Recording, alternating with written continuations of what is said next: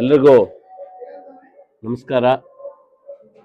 ಇಲ್ಲಿ ಸೇರಿರ್ತಕ್ಕಂಥ ಎಲ್ಲರಿಗೂ, ಈ ತಾಲೂಕಿನ ಜನತೆಗೂ, ವಿಶೇಷವಾಗಿ ನಮ್ಮ ನಾಡಿನ ಜನತೆಗೆ ಮಹಾಶಿವರಾತ್ರಿಯ ಹಬ್ಬದ ಒಂದು ಶುಭಾಶಯಗಳನ್ನು ಹೇಳ್ತೇನೆ.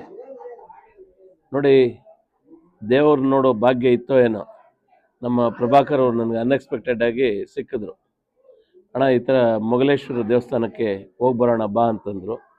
ಇಲ್ಲಿ ಬಂದರೆ ಇಲ್ಲಿ ಸಂಭ್ರಮ, ಸಡಗರ, ಭಕ್ತಿ, ಜನ ಬಂದು ಆ ದೇವರನ್ನು ದರ್ಶನ ಮಾಡಿಕೊಂಡು ಎಷ್ಟು ಭಕ್ತಿಪೂರ್ವಕವಾಗಿ ಆ ಭಗವಂತನ ಒಂದು ಆಶೀರ್ವಾದವನ್ನು ಪಡ್ಕೊಂಡು ಹೋಗ್ತಾ ಇದೆ ಅಂತ ಹೇಳಿದ್ರೆ ತುಂಬ ಖುಷಿ ಆಯಿತು.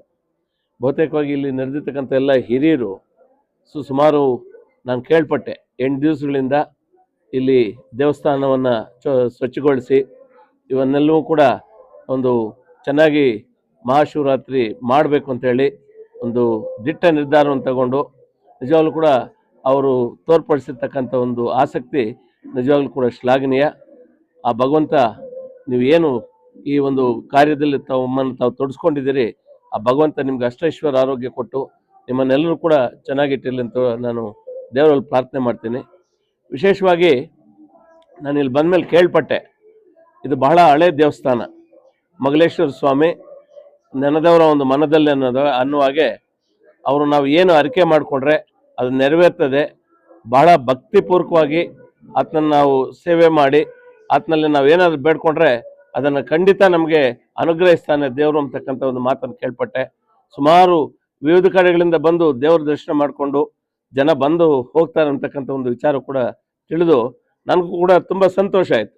ಎಂಥ ಒಂದು ಪುರಾತನ ಒಂದು ದೇವಸ್ಥಾನಕ್ಕೆ ಬಂದು ಆ ಭಗವಂತನ ಒಂದು ಸನ್ನಿಧಿಯಲ್ಲಿ ಅವರ ಒಂದು ದರ್ಶನ ಪಡುವಂಥ ಅವಕಾಶವನ್ನು ಕಲ್ಪಿಸ್ಕೊಟ್ಟಂಥ ಈ ಗ್ರಾಮದ ಜನತೆಗೆ, ವಿಶೇಷವಾಗಿ ನನ್ನ ಸ್ನೇಹಿತರಾಗಿರ್ತಕ್ಕಂಥ ಪ್ರಭಾಕರ್ ಅವರು ಕೂಡ ನಾನು ಧನ್ಯವಾದಗಳನ್ನು ಹೇಳ್ತೇನೆ. ಪ್ರಭಾಕರ್ ಅವರು ನಾನು ಇಲ್ಲಿ ಬಂದ ಮೇಲೆ ಗೊತ್ತಾಯಿತು ಏನಂದರೆ, ಈ ಒಂದು ಅಲಂಕಾರಕ್ಕೆ ಒಂದು ತಮ್ಮ ಸಹಾಯ ಹಸ್ತವನ್ನು ಕೊಟ್ಟಿದ್ದಾರೆ ದೇವಸ್ಥಾನಕ್ಕೆ ಅಂತ. ನಿಜವಾಗ್ಲೂ ಕೂಡ ಅವ್ರಿಗಲ್ಲಿರ್ತಕ್ಕಂಥ ಒಂದು ದೊಡ್ಡ ಗುಣ.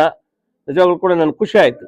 ಯಾಕೆಂದರೆ ಒಂದು ದೈವ ಕಾರ್ಯಗಳಲ್ಲಿ ಅವರು ತಮ್ಮನ್ನು ತಾವು ತೊಡಗಿಸ್ಕೊಂಡು ಇದು ಹೆಬ್ಣಿ ಗ್ರಾಮದಲ್ಲಿ ಒಂದು ಚೆನ್ನಾಗಿ ಸ್ವಚ್ಛತೆಯಿಂದ ದೇವಸ್ಥಾನ ಚೆನ್ನಾಗಿರಬೇಕು ಅಂತ ಹೇಳಿ ಅವ್ರ ಕೈಲಾದಂಥ ಒಂದು ಹಳ್ಳಿ ಸೇವೆಯನ್ನು ಏನು ಮಾಡಿದ್ದಾರೆ, ನಿಜವಾಗ್ಲೂ ಕೂಡ ಅದು ಶ್ಲಾಘನೀಯ.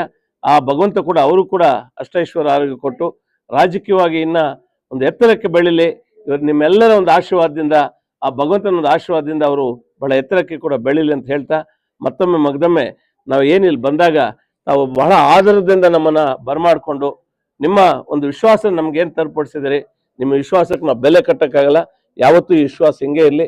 ನಿಮ್ಮ ಎಲ್ಲ ಪಾದಗಳಿಗೆ ನಾನು ನಮಸ್ಕರಿಸಿ ನನ್ನ ಮಾತನ್ನು ಮುಗಿಸ್ತೀನಿ.